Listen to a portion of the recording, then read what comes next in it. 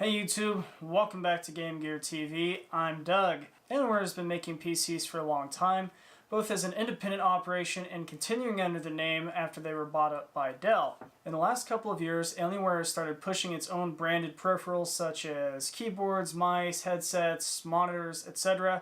to give their fans the complete Alienware package. And to that end, with their mice and keyboards, Alienware tends to offer an option between a more budget-friendly and a more premium branded version of each. So for this video, I will be reviewing the more budget-oriented Alienware Advanced Gaming Keyboard AW568. This keyboard goes around for $90 regular price, but it does see some pretty decent deals on a fairly regular basis. On paper, this keyboard does check some nice boxes for features. It has dedicated macro keys, limited dedicated media keys. It has, of course, some RGB lighting, but features alone do not make a great keyboard. So the overall visual design of the AW568 keeps with the current Dell / Alienware motif. We got sharp angular lines in the corners and sides. There's some alien looking symbols on the macro keys and on the S key,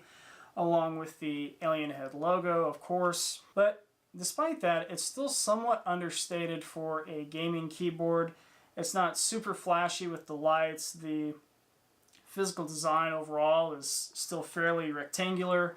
It doesn't overly stand out as a gaming keyboard at first glance. The exterior surfaces are all plastic, but the plastic seems to be of decent quality, and it feels sturdy in my hands. There's a little bit of flex, but nothing too serious. It has a nice amount of heft to it. As I mentioned, the keyboard does feature an RGB strip that runs along the front of the perimeter on the bottom side and provides a bit of an underglow to the front of the keyboard. So one of the first things that I noticed when I plugged this keyboard in is the lighting is very, very dim. In a normal lit room, you have to be looking very closely to notice the lighting at all. And even with the lights off in the room, the lighting is still fairly muted, and my other devices such as my monitor, mouse, or even the RGBs on my PC itself really overpower the LEDs on the keyboard itself. So for lighting, it's not very impressive. The alien head logo on the top of the keyboard is a little bit brighter than the perimeter lighting, but overall it's still fairly dim compared to most other RGB accessories that I have. The media controls are pretty limited.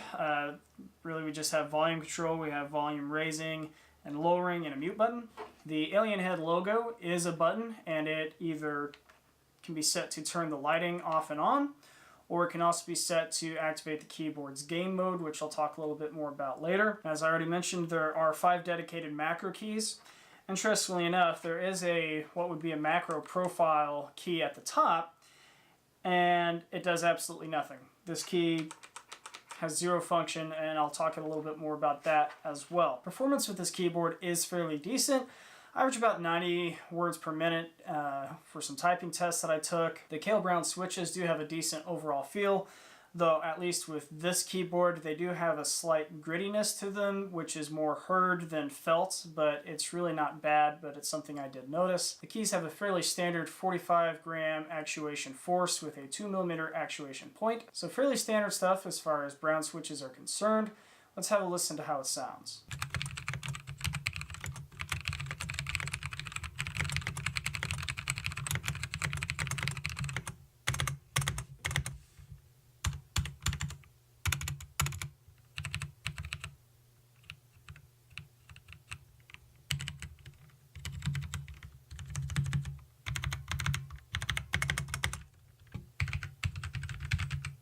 For typing and gaming, I haven't had any problems with my fingers finding the right keys without looking.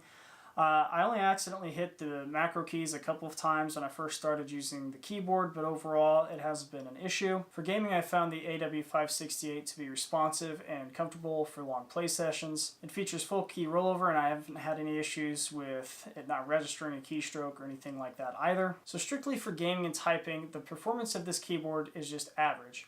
It does what it's supposed to, but it doesn't have anything special going for it, such as shorter actuation points or lighter key presses or anything of that nature. And that's literally about the best thing that I can say about this keyboard, is that it performs to an average level. When we look at its features and the physical design of the keyboard a little closer, its negative attributes really do start to pile up. As I mentioned already, the lighting on this keyboard is only around the front perimeter and on the alien head logo, and the lighting is extremely dim to the point where it might as well not be there. Looking at the macro row, we see that we have a macro profile key. On the AW568, this key does absolutely nothing. It's just cheap and lazy design work to not remove it or give it some functionality. On the more expensive Alienware version of this keyboard, this profile key actually does function and it allows you to cycle through different profiles for the macro keys. But on the AW568, they just elected to leave the key on the design and have it be a dead key. Now, the software is another letdown of this keyboard. Dell uses Alienware Command Center to control the lighting and set up macros and things like that on this keyboard. Now, I would like to note that the particular Alienware Command Center in question is separate from the Alienware Command Center that would come on an Alienware PC for controlling the case lights and fan speeds and things of that nature. To me, it's ridiculous that they didn't put all of their features into one piece of software that would scale across all of your hardware and peripherals. Especially considering outside of bargain seekers, I'm fairly confident in saying that most people that would want to buy this keyboard probably own an Alienware PC. Other companies such as Corsair with its IQ software provide a scalable solution that, depending on which Corsair products you have, gives you the control to control your mice and your keyboards and your case fan speeds and case RGBs and all of that for every Corsair product. That nuisance aside, once you fire up the software for the keyboard, you're presented with a fairly small amount of lighting options, which in the grand scheme of things is not a big deal as the lighting sucks anyway. On the second tab, you can record macros to the 5 macro keys, which is fairly painless, if not overly in-depth. I don't use macros very much, but I have seen complaints from other people that have had issues with the software forgetting their macros, forcing them to re-record them regularly. And on the third tab, you can change the function of the alien head from turning the lighting off and on to turning game mode off and on, and you can select from a preset list of keys to disable for game mode, and that's it. So in the end, the Alienware Advanced Gaming Keyboard model AW568 is mediocre. The visual styling isn't bad, the lighting sucks, and the software is lacking. And the actual performance for gaming and typing is just average. It does what it's supposed to do, but it's nothing special. So I would not recommend this keyboard at its MSRP. However, as I mentioned, this keyboard does regularly see sales, and at the time of this video, this keyboard is on sale for $35 at Amazon. And at that price point, it may be worth considering if you're on a budget. The Kale Brown switches get the job done just fine. You do get a row of dedicated macro keys. You get some dedicated media keys in the form of volume control.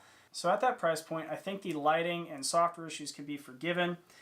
Outside of a good sale, I think the only reason to consider this keyboard is if you have an Alienware PC and you just want to have your entire setup be Alienware branded. But even if that's you with the Alienware PC and you want all Alienware products, I would still encourage you to consider looking at a different brand for your keyboard. But if you're insistent on the branding, or if you're just looking for a decent but average mechanical keyboard at a good price with some decent extra features, I'll go ahead and put the link for this keyboard in the description. Well, that does it for this review. If you're not a subscriber to the channel, please consider doing so and give this video a thumbs up.